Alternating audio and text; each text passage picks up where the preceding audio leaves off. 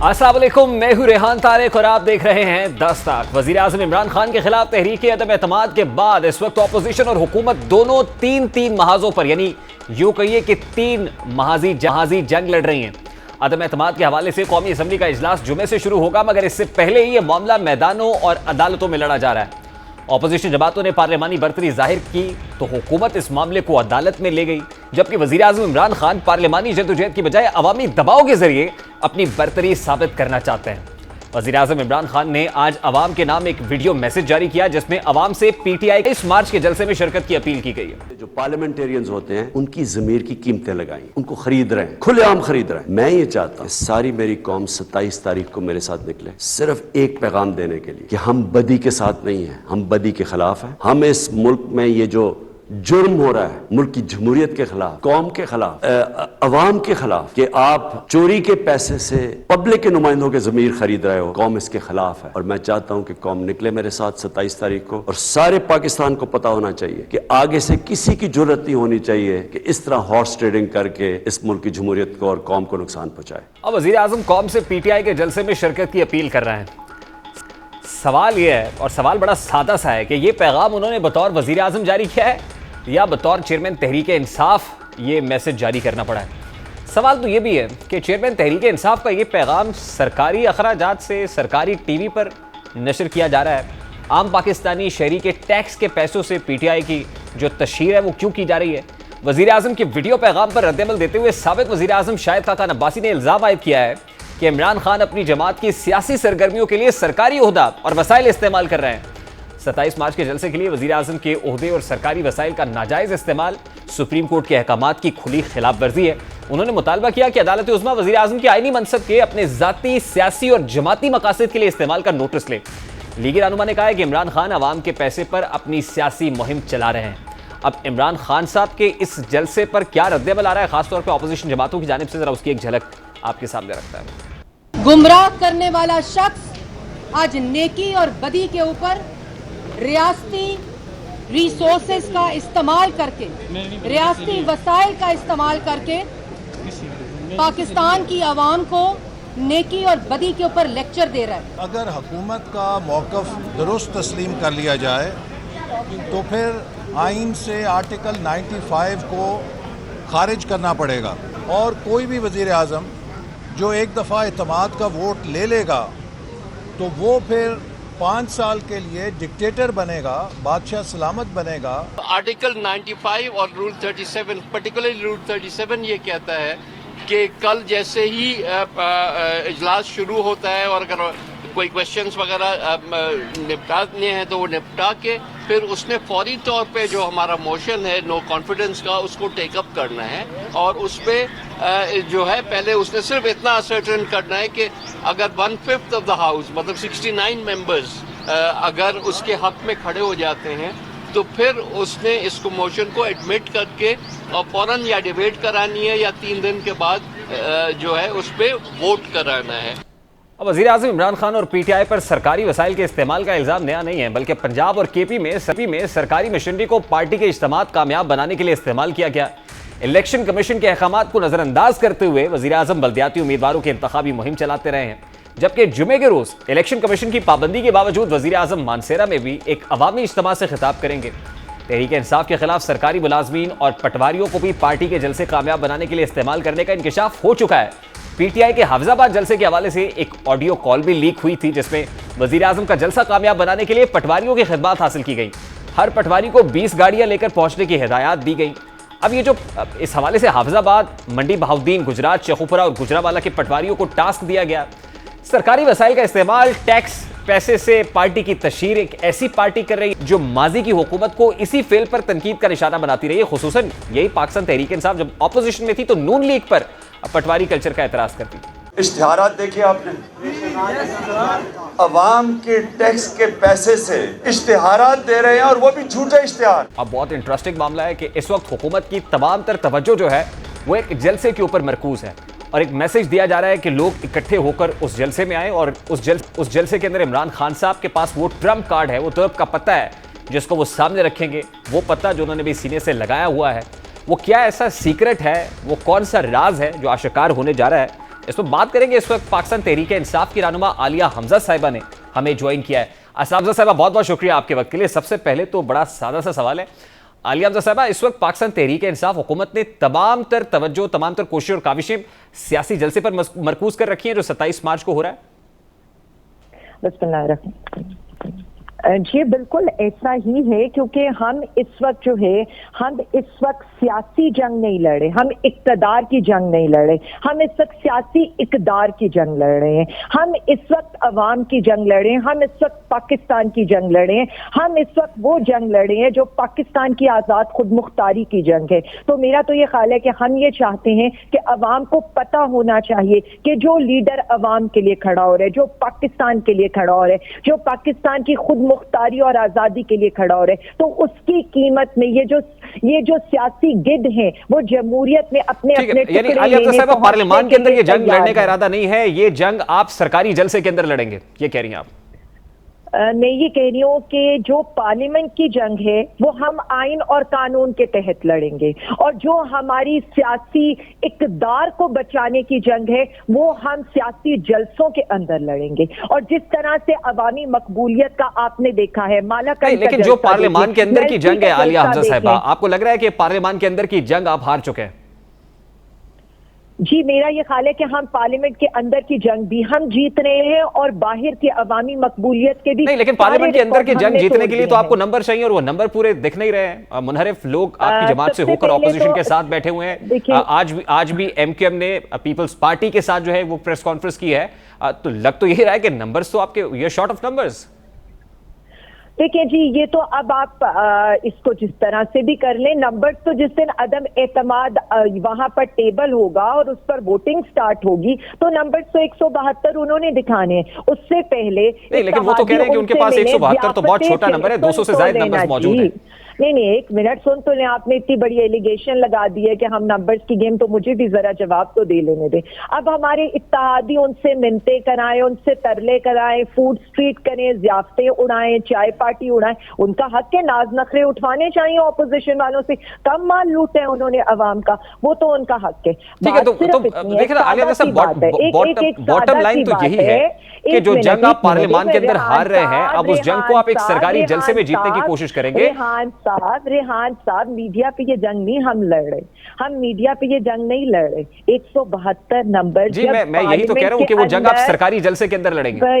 भाई बात तो सुन लेना, या तो आप बोल रहे या मैं बोल रही हूँ। एक सादा सी बात है, 172 का एक मैजिकल फिगर है जो इस ऑपोजिशन ने, ना इनकी चाय पार्टियों से कोई फर्क पड़ना है, ना फ्रूट चाट से कोई फर्क पड़ना है, ना चना चाट से, ना इनके थूक चाट से, ना इनके बूट पॉलिश से, किसी से कोई फर्क नहीं पड़ना। पार्लियामेंट के अंदर इन्होंने नंबर्स पूरे करने हैं। ये प्रेस कॉन्फ्रेंसेस कर लें, ये टीवी के ऊपर ये कुरान शरीफ की। अच्छा आलिया हमजा साहिबा, एक एलिगेशन जो ऑपोजिशन आप पर लगा रही है कि आप सरकारी वसाइल का इस्तेमाल कर रहे हैं, यानी वो एलिगेशन जो आप माजी में हुकूमत पर लगाया करते थे बतौर ऑपोजिशन, वो अब की ऑपोजिशन आप पर लगा रही है कि आप पटवारियों को इकट्ठा करते हैं, आप हुकूमती मशीनरी का इस्तेमाल करते हैं और वजीर आजम वजारत उज़्मा की कुर्सी का इस्तेमाल भी कर रहे हैं लोगों को इकट्ठा करने के लिए और प्रेस कॉन्फ्रेंसेस और मीडिया टॉक्स करने के लिए। मतलब मुझे तो इस पे मैं क्या, अब ये अब रोज आकर मजे मजे के लतीफे सुनाए तो मैं और आप तो इस पे हंसना ही चाहिए, और वाकई आपको भी हंसना चाहिए। शायद हाफजाबाद का जलसा भी आपने देखा है, जी उसी हाफजाबाद के जलसे में कहा गया कि पटवारियों के जरिए से वो जलसा किया था आपने, पटवारी इकट्ठे करके। देखिए जी,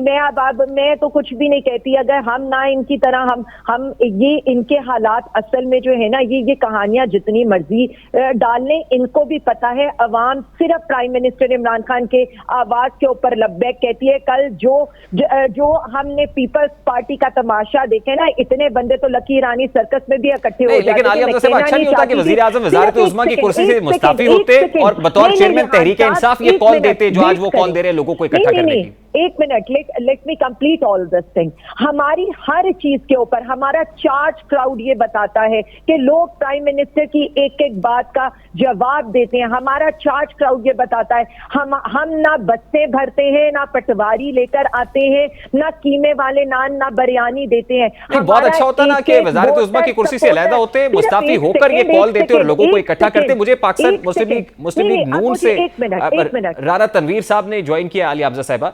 राना इस वक्त हमारे साथ मौजूद है। अस्सलाम वालेकुम राना तनवीर साहब, बहुत बहुत शुक्रिया आपके वक्त के लिए। हुकूमत इस वक्त ये कह रही है कि उनके पास एक ट्रम्प कार्ड है जिसको वो 27 मार्च के जलसे में शो करेंगे। अब आपने कोई काउंटर स्ट्रैटेजी बना रखी है कि हुकूमत के पास ऐसा क्या है? वो तो कह रहे हैं हम ऑपोजिशन को क्लीन बोल्ड कर देंगे, हमारे पास वो सीक्रेट मौजूद है। देखें, ये कल से बात शुरू हो रही है उनके बयान के बाद, इमरान खान के बयान के बाद, लेकिन मैं समझता हूँ कि ये से एक दिन पहले ही वो बात करते हैं। जब वोटिंग होगी तो मैं उस दिन सुबह या एक दिन पहले मैं ये कोई सरप्राइज दूंगा। मैं समझता हूँ ये तो बिल्कुल, आप जितना भी इस पर गौर करेंगे तो एक ही चीज़ सामने नज़र आती है कि जब इनको पता चल जाएगा कि वोटिंग मेरे ख़िलाफ़ होनी है, मेजॉरिटी ख़िलाफ़ है, तो वो रिज़ाइन कर देंगे। वो मौका नहीं आने देंगे कि उनके ख़िलाफ़ वोट हो, क्योंकि वो कहते हैं जी वोटिंग के दिन की सुबह को भी मैं सरप्राइज दे सकता हूँ और एक दिन पहले भी दे सकता हूँ। यानी राणा साहब आप समझते हैं कि वो ट्रम्प कार्ड इमरान खान का इस्तीफा होगा? बिल्कुल, क्योंकि वो कोशिश कर रहे हैं, जिस तरह कहते हैं जी मैं आखिरी बाल तक लड़ूंगा, तो यही है कि आखिर तक कोशिश करेंगे हाथ पांव मारने की, लेकिन फाइनली यही जब नहीं पेश जाएगी तो फिर यही होगा कि वो रिजाइन कर देंगे। और मेरा रास्ता भी यही है कि यही करना चाहिए उनको। लेकिन बज़ाहिर इस्तीफा तो इमरान खान का ट्रम्प कार्ड नहीं लग रहा, क्योंकि इस्तीफे से ऑपोजिशन तो क्लीन बोल्ड नहीं होगी राणा साहब। खुदा न खास का उसके हाथ को बम लग गया है। बात तो बड़ी सिंपल है कि इस हाउस की जो उसको नेशनल असेंबली कहते हैं, उसमें मेजॉरिटी के साथ वो रह सकते हैं। 172 उनके पास होने चाहिए, जो किसी सूरत में भी उनके पास नहीं है। ना उनके अपने लोग जो हैं वो भी खासी तादाद में ओपन हो चुके हैं, कुछ वो हैं जो बिल्कुल इनके साथ नहीं है, तो काफ़ी तादाद है, 25, 30, 35 जिसकी हम बात करते रहे हैं, तो वो दूसरे इत्तेहादी भी उनके साथ नहीं रहे। तो मैं समझता हूँ ये बातें ट्रम्प कार्ड, ये तो बड़ा सिंपल सी बात है कि अगर 172 उनके खिलाफ चले गए तो वो प्राइम मिनिस्टर नहीं रहेंगे, तो उन्होंने वहाँ पे कोई बम चलाना है। जैसे ये मेजॉरिटी जो हमारे पास कोई 200 के करीब बंदे इकट्ठे होंगे तो वो ख़त्म हो जाएंगे। तो मैं समझता ये ऐसे ही उसकी एक पाकिस्तान तहरीक इंसाफ हुकूमत के लिए दो महाजी जंग लग रही है। एक महाज वो है जो पार्लियामेंट के अंदर लड़ा जाएगा और दूसरा महाज वो है जो पार्लियामेंट से बाहर लड़ा जाएगा। अब जो पार्लियामेंट के अंदर महाज है, आपको लगता है कि अगर स्पीकर अपना इस्तेहकाक इस्तेमाल करता है और वोट काउंट नहीं होने देता, यानी जो मुनहरिफ अरकान है उनके वोट ही काउंट नहीं करता, तो फिर आप क्या करेंगे? ये हो ही नहीं सकता। मैं आपको अभी बता रहा हूँ कि स्पीकर के इस्तेहकाक इस तरह नहीं है। स्पीकर का इस्तेहकाक उन रूल्स रेगुलेशन के मुताबिक है, उस प्रोसीजर के मुताबिक है जो कानून में दिया हुआ है, असम्बली का प्रोसीजर, उसके अंदर रहते हुए ही उसने इस्तेहकाक इस्तेमाल करना है। लेकिन ये तो दुनिया का एक प्रिंसिपल एस्टेब्लिश्ड है कि जब भी वोट एक कास्ट हो जाए तो वो काउंट करना पड़ेगा। देखिए, इस वक्त तहरीक इंसाफ का पॉइंट ऑफ व्यू तो यही लग रहा है कि स्पीकर अपना इस्तेहकाक इस्तेमाल करेंगे, जो स्पीकर के पास पावर्स हैं वो एक्सरसाइज करेंगे, वोट को काउंट नहीं होने देंगे। अगर ऐसा होता है तो आपकी काउंटर स्ट्रैटेजी क्या होगी? उसके पास कोई ऐसा अख्तियार नहीं है। मैं बार बार आप कहते हैं उसके पास अख्तियार है, उसके पास अख्तियार है ही नहीं। जब वो चला जाएगा, वोट कास्ट हो जाएगा, तो वो सेक्रेटरी गिनेगा, सेक्रेटरी के पास चार्ज जाएगा कौन से कोर्ट हो गए हैं, कास्ट हुए हैं वोट, तो वो सेक्रेटरी बताएगा कि इतने कास्ट हो गए हैं। नहीं राणा साहब, देखे ना, speaker custodian of the house है और जो पार्लियामान के अंदर के मामलात हैं, अब इस पे इलेक्शन कमीशन का कोई रोल नहीं है, सुप्रीम कोर्ट ऑफ पाकिस्तान का नहीं है, पार्लियामान सुप्रीम है, और फिर स्पीकर के पास तो पावर्स तो हैं जिनको वो एक्सरसाइज करेंगे। अगर वो ऐसा करते हैं तो फिर क्या ऑपोजिशन हाथ पे हाथ धरे बैठी रहेगी? मैं इसको मानने उतार ही नहीं, क्योंकि जो आप कहते हैं बुलडोज करना वो डिफरेंट चीज़ है। ये जो चीज़ है ये उसका अख्तियार कस्टोडियन है। कस्टोडियन होने का मतलब ये है कि वो उसका एक न्यूट्रलिटी का एक होता है, पोजीशन होती है कि वो बैठ के वहाँ बिल्कुल न्यूट्रल होके प्रोसीडिंग करेगा। तो प्रोसीडिंग के लिए भाई जी ये रूल्स रेगुलेशन है और आइन है जो इस अदम एतमाद के वोट को रेगुलेट कर रहा है। अभी देख लें जो सुप्रीम कोर्ट में क्वेश्चन हुए हैं उनका फैसला भी आने दें, लेकिन जो उनकी ऑब्जर्वेशन रोज़ाना सुनेंगे तो आपको पता चल जाएगा कि स्पीकर नहीं कर सकता, ये हो ही नहीं सकता। ये हो सकता है कि वो इनको इलेक्शन वो कास्ट ना होने दे वोट, और वो सब्जेक्ट अब हो गया है उस इशू के, वो भी as long as anybody is member of national assembly, he has all the right to cast the vote। अच्छा, दूसरा महाज जो पार्लियामान के बाहर है, जैसे इमरान खान साहब कहते हैं कि 10 लाख लोगों को इकट्ठा करेंगे, इतना बड़ा नंबर अगर वो पुल करने में कामयाब हो जाते हैं, क्योंकि खान साहब क्राउड पुलर तो हैं, तो क्या साबित हो जाएगा कि पॉपुलर वोट अब भी इमरान खान के साथ है? ना पॉपुलर वोट उसके साथ है। आपको भी पता है, अभी इसी माशरे में, इसी पाकिस्तान में बसते हैं कि उसके लोग तो जोलियां उठा उठा कर बात दुआएं दे रहे हैं कितनी जल्दी, जितनी जल्दी हो सके ये चला जाए, प्राइम मिनिस्टर से इसको हटाएं, हमें कहते हैं। तो ये जो आप बात कर रहे हैं, अभी उसके जो जलसे हुए हैं वो हुए हैं, हुकूमत है, पटवारी ले आते हैं। मुझे पता है जहाँ हाफिजाबाद में हुआ है जो जलसा, वो मेरे ज़िला शेखपुरा से पटवारियों ने लाए हैं, क्योंकि वो साथ का मुलक्का ज़िला है। तो ये बात पता चलेगी जब यहाँ से प्राइम मिनिस्टर हटेगा। कोई ये 10,000 बंदा नहीं इकट्ठा कर सकेगा। लोग तो शुक्र करेंगे, नफल पड़ेंगे शुक्राने के। तो अब हाथ वो मार रहे हैं ऐसे ही। अच्छा, दिस इज वेरी इंटरेस्टिंग कि आप पर वो इल्जाम लगाया करते थे कि आप पटवारियों को बुलाकर जलसा करते हैं। आज आप ये कह रहे हैं कि इमरान खान पटवारियों को बुलाकर जलसा करते हैं। मैं आपको विद ऑल ऑनेस्टी कह रहा हूँ, वो तो रिटन लेटर जारी हुआ है। मुझे पता नहीं था आपने ये बात करनी है, क्यों पुरानी मैं वो आपको दे देता कि जो इशू हुआ था एसीओ की तरफ से पटवारियों को कि बंदे इस तरह इतने इतने बंदे आपने लेके जाने हैं। अच्छा देखिए ना, आपने भी तो अपना मार्च 2 रोज मौखर कर दिया। ऐसा तो नहीं है कि आपको लोग इकट्ठे करने और मोमेंटम बनाने में कोई दिक्कत आ रही? नहीं नहीं, बिल्कुल नहीं। हमारी ये जो स्ट्रेटजी थी वो 25 के हो रहा है यहाँ पे सेशन, तो उस वजह से डिले हमने किया, क्योंकि हम इधर बिजी हैं। तो वो हमने एक दिन डिले किया है, तो आपको पता चल जाएगा जब शुरू होगा। परसों शुरू हो रहा है, कोई ऐसी बात नहीं। तो ऐसा तो नहीं कि लोग इकट्ठे करने में या मोमेंटम बनाने में कोई दिक्कत आ रही है नून लीग को? यार मैं आपको बताऊं, मैं इस्लामाबाद में हूँ और मेरा इलाका फिरोजवाला, लाहौर से निकल के फिरोजवाला मरीद के है। इधर ही हूँ, किसी जगह नहीं गया और फ़ोन भी कोई ज़्यादा नहीं किया। सिर्फ अपने बंदों को कहा कि भाई आप करें, लोगों को मोबिलाइज करें। लोग पहले ही मोबिलाइज हैं, तो आपको पता चल जाएगा। उधर देख लें कितने बंदे होते हैं। अनप्रेसिडेंटेड होगा, तरीकी जैम होगा सारा, क्या वो जीटी रोड। राना साहब, लास्टली देखिए, इमरान खान साहब इतने लोगों को बुलाकर उस जलसे को धरने में बदल देते हैं और फिर उनकी स्ट्रैटेजी होती है कि जो भी हुकूमत नेक्स्ट आए उसको चलने नहीं देना। तो फिर खान साहब की स्ट्रैटेजी तो काफ़ी हद तक कामयाब हो जाएगी। एक तो पॉलिटिकल मर्डर हुआ उनकी हुकूमत का, और दूसरा अगली हुकूमत को उन्होंने डिलीवर भी नहीं करने दिया। अब वो इमरान खान में ताम खाम नहीं, ना कि कोई एम्पायर उंगली वाला जो धरना 2014 में जिन्होंने कराया, वो भी आपको पता है सारी स्टोरी का। इमरान खान को पता ही नहीं कि आज तक उसको पीछे से सपोर्ट मिलती रही है। अभी जब निकलेगा प्राइम मिनिस्टरशिप से, वज़ारत उज़्मा से, तो इसको आटे दाल का भाव पता चल जाएगा कि किस तरह होती है अपोजिशन। ये धरना देंगे, ये लोग धरना देंगे। मुझे तो समझ नहीं आती कि बंदे तो इनको लोग मारने को दौड़ रहे हैं। पब्लिक जो है आम आदमी है, जो उनकी ज़िंदगी इन्होंने अजीरन की हुई है। तो मैं समझता हूँ ये इसकी ख्वाब ख्याली है। जब ये चीज़ें ख़त्म होने जा रही हैं, अब थोड़े देर रह गए हैं, धरने जलसे, भाई इधर 172 तेरे पास है नहीं है। सुबह पार्लिमानी पार्टी की मीटिंग चले बुलाए और वहाँ पे ये दिखाए कि ये मेरे पास 172 है। असम्बली को तो छोड़े ना, वहाँ कमेटी नंबर 2 में बुलाए ना, यहाँ जहाँ में इसने बुलाना है अपने MNAs को बुलाए और गिन दे। आप उधर, आप लोग होंगे उधर कि ये 172 है, तो हम उसी वक्त अपनी वापस ले लेंगे वोट ऑफ नो कॉन्फिडेंस की मोशन।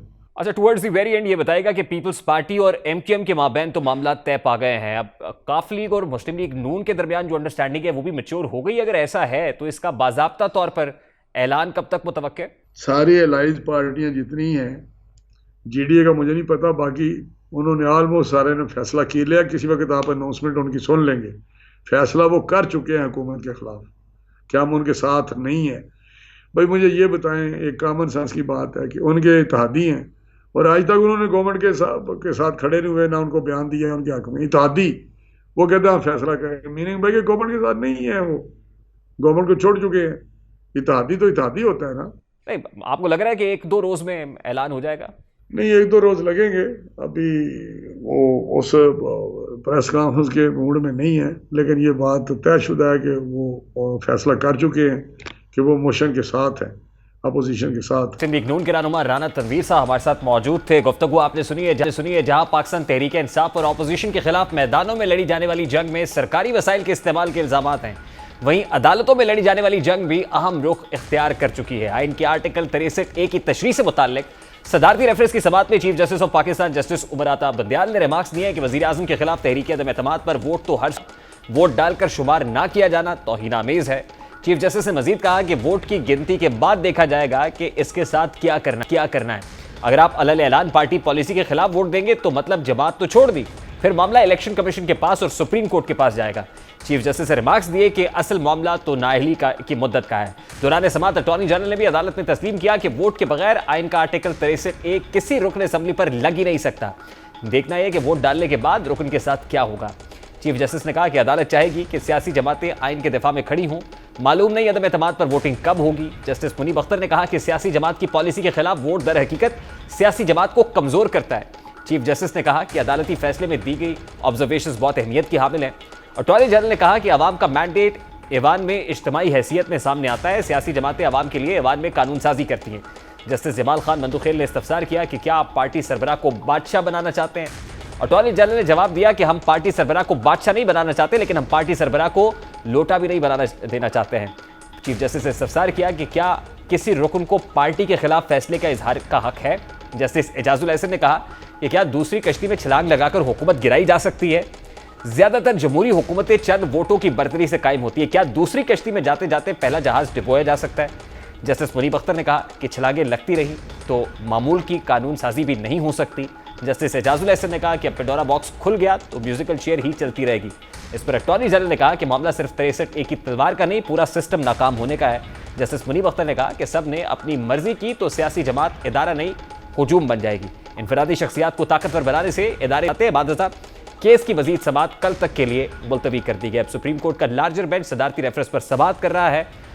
अब मजीद कल तक के लिए समाअत मुलतवी की गई है। अब देखना है कि कल की प्रोसीडिंग्स में क्या बातें सामने आती हैं। अभी एक ब्रेक लेंगे और ब्रेक के बाद जब वापस आएंगे केस से मुताल्लिक अकबर एस बाबर ने एक और इल्जाम लगाया। अकबर एस बाबर साहब इस ब्रेक के बाद हमारे साथ मौजूद होंगे।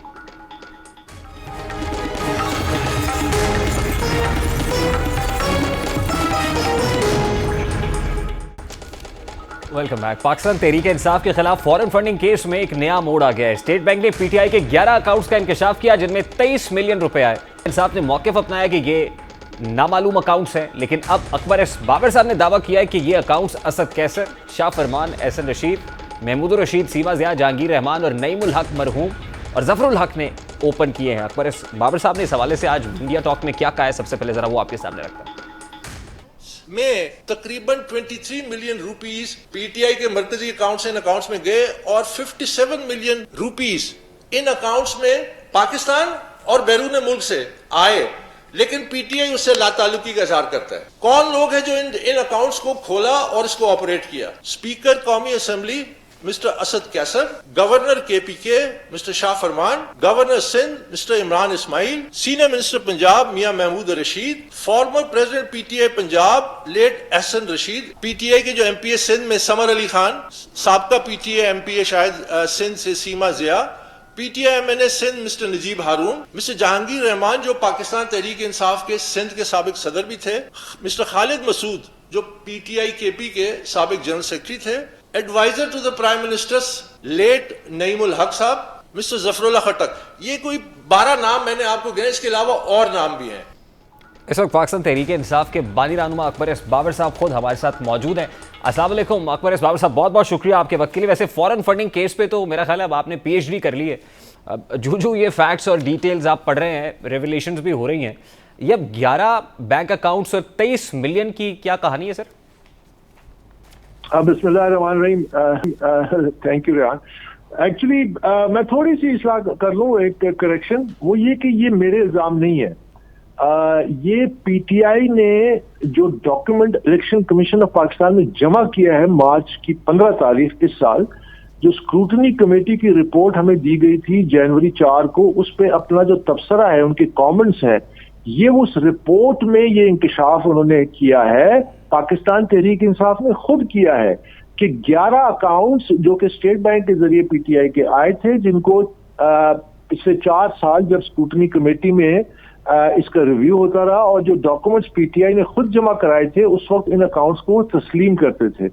अब उन्होंने लिख के दिया है कि ये अकाउंट्स जो हैं ये इससे लाताल्लुकी का इजहार किया। उन्होंने कहा है कि इन लोगों ने ये अकाउंट जो खोले थे, हर अकाउंट के सामने उन्होंने 2-2, 4-4 लोगों के नाम दिए हैं, जिनमें ये रहनुमा शामिल है, जिनका मैंने अकबर साहब देखिए, ये 11 अकाउंट्स तो इसका मतलब हैं, ऑल्दो पाकिस्तान तहरीक इंसाफ अब इसको डिसऑन कर रही है, लेकिन स्क्रूटनी कमेटी की फाइंडिंग्स ये बता रही है कि इन 11 बैंक अकाउंट्स में 23 मिलियन रुपए आए हैं। ये कहां से आए हैं अकबर साहब, इसका फंडिंग सोर्स क्या है? नहीं, मैं फिर दोबारा ये कहूं कि ये जो 23 मिलियन की फिगर है, ये भी पीटीआई की इसी रिपोर्ट में है।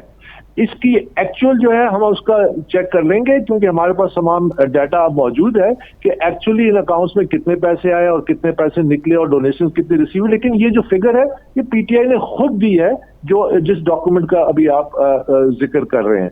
तो ये बड़ा सीरियस इशू है, it's a very serious issue. बिल्कुल ठीक है, आई अंडरस्टैंड कि ये पीटीआई ने खुद बताया, ये सोर्स भी इसमें मेंशन किया कि कहां से आए, किसने दिए। नहीं, वो तो मुकम्मल तौर पे इनको डिसऑन कर रहे हैं। वो कहते हैं हमें इन अकाउंट्स में जितना भी पैसा है, हम इसके हम लाताल्लुकी, हमें कुछ पता नहीं है कि पैसा कहां से आए। तो ये तो बहुत, और इसमें बहुत सीरियस कॉम्प्लिकेशंस हैं जो फिर जाहिर है इनको फेस करना होंगी। और इलेक्शन कमीशन एक मजाज इदारा है कि अचानक उन्होंने कहा कि जी 11 अकाउंट्स जो कि अभी तक वो ओन कर रहे थे, अचानक डिसओन कर दिए हैं। फिर उन्होंने अपने ही जो सीनियर लीडरशिप है उनको मूर्द इल्जाम भी ठहरा दिया है कि ये उनकी इजाजत के बगैर खोले गए थे और इसमें पैसे जो आए उनको कुछ पता नहीं है, और ये कहाँ गए उनको कुछ पता नहीं है। तो ये तो बड़े सीरियस, देखिए एक सवाल है कि अगर ये पीटीआई के अकाउंट्स नहीं थे तो क्या उनके जाती अकाउंट्स थे? तो फिर इसमें ये इशू उठता है कि क्या उन्होंने अपनी इनकम टैक्स अकबर साहब, ये जो 11 अकाउंट जो नाम आपने मेंशन किए हैं, ये बिल्कुल पाकिस्तान तहरीक इंसाफ की सीनियर लीडरशिप है। उनमें से नईमुल हक मरहूम साहब, उनका नाम भी है, उसमें महमूद रशीद साहब हैं, उसमें असद कैसर साहब है, शाह फरमान, एहसन रशीद, ये सब पाकिस्तान तहरीक इंसाफ के बड़े सीनियर जोमा हैं। यानी ये मौक़िफ़ अपनाया जा रहा है कि इनसे पूछे बगैर ये अकाउंट्स किसी ने ओपन कर लिए, इनको पता ही नहीं चला कि इनके नाम पर अकाउंट्स एग्जिस्ट करता है। ये रेहान लिख के दिया है उन्होंने हर 11 पेजेस हैं उनके, जो मुख्तलिफ अकाउंट्स 11 अकाउंट्स हैं, उसके ऊपर लिखा है कि ये बैंक ऑफ इस्लामी का अकाउंट है, इसका ये नंबर है, ये हमारे इजाजत के बगैर इन लोगों ने खोला, जो नाम आपने लिए, जो नाम मैंने लिए, ये बाकायदा उन्होंने इन राइटिंग दी है। और फिर ये भी कहा है कि इसमें जितना पैसा है इससे हम कंप्लीटली लाताल्लुक है, क्योंकि हमें नहीं पता कि ये पैसा कितना आया और ये कहाँ गया, इसके लिए हम जिम्मेदार नहीं है। तो ये आप समझ रहे हैं कि उन्होंने इन राइटिंग सब कुछ लिख के इलेक्शन कमीशन में जमा करा है। ठीक है, यानी बतौर जमात पीटीआई डिसोन कर रही है कि ये इंडिविजुअल्स का मामला है, it has nothing to do with party. तो फिर आपकी अब इस्तदा क्या है? क्या इन लोगों को बुलाकर इनसे इंटेरोगेट किया जाना चाहिए? अब इनको ऑब्वियसली जब ये ऐसा है, एक एनॉमली आ गई है, तो आप ये कह रहे हैं कि इन लोगों को बुलाया जाए, पूछगछ की जाए, शामिल किया जाए इनको? देखिए, वो तो एक एस्पेक्ट है ना इसका। सबसे पहले तो ये कि इन अकाउंट्स को पीटीआई ओन करती आई है। जो डॉक्यूमेंट्स पीटीआई ने 4 साल में जमा कराए हैं उनमें इन अकाउंट्स को उन्होंने ओन किया है। हमने जब परूसल की थी अप्रैल में, जब पिछले साल इजाजत दी गई 2 चार्टर्ड अकाउंटेंट्स के जरिए, तो पीटीआई का जो रिकॉर्ड हमने परूस किया उसमें ये अकाउंट्स मौजूद हैं, उस अकाउंट्स को ये तस्लीम करते हैं। तो ये तो एक तो ये है कि ये उसी इदारे के सामने 2 मौक़िफ़ अपनाए गए हैं। 4 साल से वो इन अकाउंट्स को ओन करें, अचानक उन्होंने इन अकाउंट्स को डिसओन कर दिया और सारा ब्लेम जो है अपनी लीडरशिप पे डाल दिया।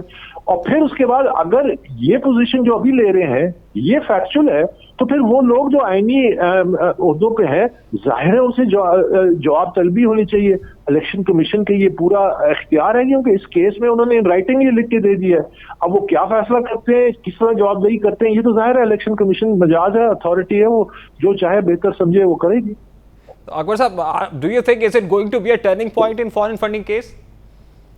It is a very serious issue. I think मैं तो पहले दिन से ये कहता आ रहा हूँ कि इस केस के, देखिए मैं हमेशा से ये कहा कि आपके प्रोग्राम में भी कहा कि ये पाकिस्तान की तारीख का सबसे बड़ा मेगा फंडिंग स्कैम है और इसके टेंटिकल्स हाथ पर फैले। अभी आप देखिए ना कि अभी तक तो उन्होंने बैनुल अक़वामी अपने अकाउंट्स एक भी जाहिर नहीं किया, जो कि एक्सेप्ट भी करते हैं।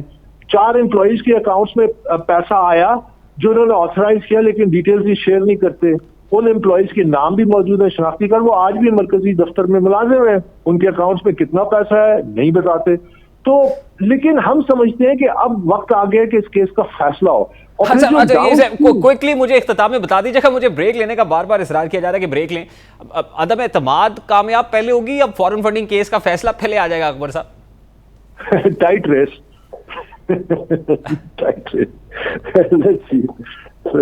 चलो, बहुत बहुत शुक्रिया अकबर साहब आपके वक्त के लिए। पाकिस्तान तहरीक इंसाफ के बानी बाबर साहब हमारे साथ मौजूद थे, गुफ्तगू आपने सुनी है। We have to take a very quick short break जी। ब्रेक के बाद वापस आते हैं।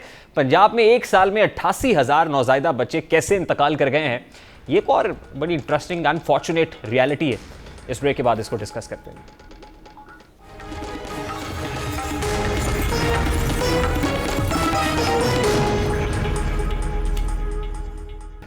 Welcome back. पाकिस्तान तहरीक इंसाफ ने 1 जनवरी से पंजाब के 3 करोड़ 11 लाख खानदानों को सेहत कार्ड जारी करने का फैसला किया। बताया गया कि हर खानदान को 10 लाख रुपए की हेल्थ इंश्योरेंस मिलेगी। आम शहरी भी प्राइवेट हॉस्पिटल में इलाज करा सकता है, लेकिन ये 10 लाख के इलाज की सहूलत के लिए मरीज को अस्पताल में दाखिल होना पड़ेगा। ओपीडी में इलाज की सहूलियात हासिल करने वालों को सेहत कार्ड से कोई फायदा नहीं होगा। बजाय इसके कि हुकूमत बुनियादी मराकज़ सेहत, सरकारी डिस्पेंसरीज को सहूलियात देती, ओपीडीज में जाने वाले मरीजों को इलाज की सहूलियात दी जाती, हुकूमत ने प्राइवेट हॉस्पिटल्स की चांदी करा दी। सरकारी और बैनुल अक़वामी इदारों ने सेहत कार्ड के निज़ाम पर सवालात उठाए। सरकारी थिंक टैंक ने अपनी तहकीक के बताया कि पाकिस्तानी अपनी जेब से सेहत पर जो सालाना अखराजात करते हैं वो ज़्यादातर ओपीडी में खर्च होते हैं और जो सेहत कार्ड में शामिल ही नहीं है। Pakistan institute of development economics यानी पाइड की तहकीकाती रिपोर्ट के मुताबिक पाकिस्तान का हर शहरी औसतन तकरीबन 3,000 रुपये सालाना सेहत के लिए खुद पर खर्च करता है और इस तरह शहरी अपनी सेहत पर कुल 650 अरब रुपए खर्च करते हैं। रिपोर्ट के मुताबिक इन 650 अरब रुपए में से तकरीबन 73% अखराजात शोबा बैरूनी मरीज़ा पर खर्च होते हैं, यानी आउटडोर में होते हैं। सिर्फ 20% अंदरूनी मरीज़ा यानी इनडोर पर खर्च होते हैं, जबकि बाकी अखराजात खुद से अद्वियात खरीदने या दीगर पर खर्च की जाती हैं। एक आम खानदान घर के खर्च में से 5% सेहत पर खर्च करता है। हुकूमत की जानिब से सरकारी अस्पतालों पर नाखबाइस आम पाकिस्तानियों के लिए सेहत के बड़े मसाइल पैदा हो गए हैं। बुनियादी मराकज़ सेहत, तहसील और ज़िलाई सतह पर कायम मराकज़ सेहत को नज़रअंदाज करने के खतरनाक नताइज सामने आना शुरू हो गए हैं। पंजाब हुकूमत के महकमा प्लानिंग एंड डेवलपमेंट ने नौज़ायदा बच्चों और हामिला ख़वातीन के हवाले से होशरुबा इंकशाफात किए हैं। रिपोर्ट में इंकशाफ किया गया है कि 2021 के दौरान पंजाब के बुनियादी सेहत यूनिट्स यानी BHUs और देही मराकज़ सेहत यानी RHCs में 1,000 हामिला ख़वातीन और 88,000 से ज़ायद नौज़ायदा और 5 साल से कम उम्र के बच्चे मौत के मुंह में चले गए। पंजाब हुकूमत के प्लानिंग एंड डेवलपमेंट बोर्ड की जानिब से जो नौज़ायदा बच्चों की सेहत और ग़िज़ाइयत के प्रोग्राम यानी IRMNCH और IRMNCH पर तैयार करदा रिपोर्ट में यह भी बताया गया है कि BHUs और RHCs में बच्चों की कुल 88,021 अमवात में से 62,813 बच्चे मुर्दा हालत में पैदा हुए। रिपोर्ट सिर्फ सूबे के तमाम 36 अजला में RHCs से जमा की गई हैं और आदादो शुमार पर मबनी, जबकि दीगर सरकारी सेहत की सहूलियात ऐसे आदादो शुमार पर मौजूद है। माहिरीन सेहत को खदशा है कि रियासत के ज़ेर इंतज़ाम सेहत की देखभाल की जो दीगर सहूलियात से जमा किए गए आदादो शुमार है उस पर कार्रवाई के बाद जच्चा और बच्चा की अमवात की तादाद कई गुना बढ़ सकती है। अब जितने BHUs हैं यानी बेसिक हेल्थ यूनिट्स हैं, BHUs हैं, टर्शरी हेल्थ केयर यूनिट्स हैं, उनके ऊपर सरकार की जानिब से वसाइल का इस्तेमाल नहीं किया गया।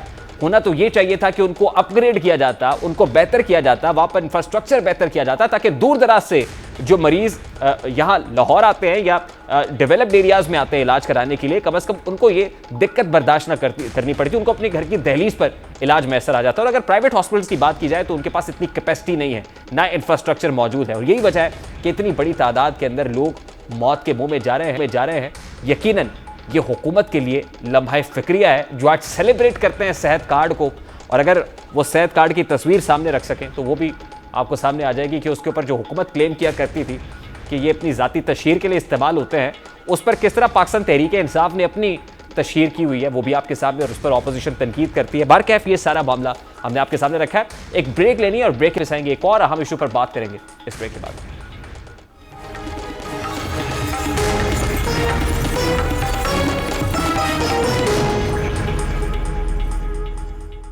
Welcome back. मुल्क में जारी सियासी कशमकश में माशी सुनामी की लहरें स्टॉक मार्केट रुपए की कदर फॉरेन रिजर्व्स को तिनकों की मानंद बहा कर ले जा रही हैं, जबकि IMF से मुज़ाकरात में तातुल इस सुनामी को मजीद खतरनाक बना रहा है। ताहम इस सारी सूरत हाल का सबसे मनफी असर मुल्क की माशी फैसला साजी के शोबे पर पड़ रहा है, जो इस वक्त गू मगू का शिकार है, क्योंकि इस वक्त सारी नज़रें जो पॉलिटिकल सिचुएशन है उसके ऊपर लगी हुई हैं। अदम एतमाद की तहरीक के ऊपर तवज्जो मरकूज़ है, ना सिर्फ हुकूमत की बल्कि अपोजिशन की भी।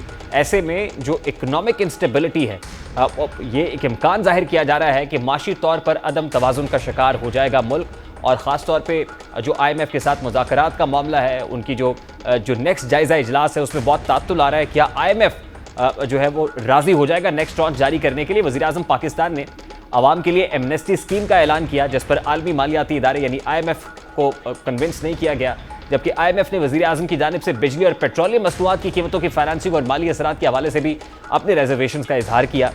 डॉन अखबार ने आज एक रिपोर्ट में इंकशाफ किया है कि मौजूदा सूरत हाल में IMF मिशन और हुकूमत के दरमियान $6 अरब की तौसीई फंड सहूलत का जारी 7वां जायजा जल्द हतमी नतीजे पर ना पहुंचने का इम्कान है, और यह हो सकता है कि $1 अरब 90 करोड़ की दो एक साथ जून में वफाकी बजट के करीब जाकर मिलें। वज़ीर ख़जाना शौकत तरीन के साथ पॉलिसी की सतह की बातचीत के हतमी मरहले में IMF स्टाफ मिशन ने हुकूमत के ऐलान करदा रिलीफ इक़दामात के असरात और मालियाती ज़मानतों पर मजीद सवालात उठाए।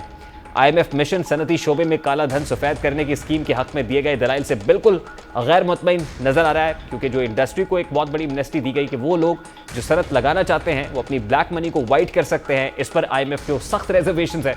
अखबार के ज़राए के हवाले से दावा किया है कि पाकिस्तानी हुकूमत से मुज़ाकरात से कबल IMF ने हुकूमती रिलीफ इक़दामात के नतीजे में मुरतब होने वाले मालियाती असरात का हिसाब किताब लगाया हुआ था, जो हुकूमत के फराहम करदा तखमीनों और आदाद शुमार से कहीं ज़्यादा था।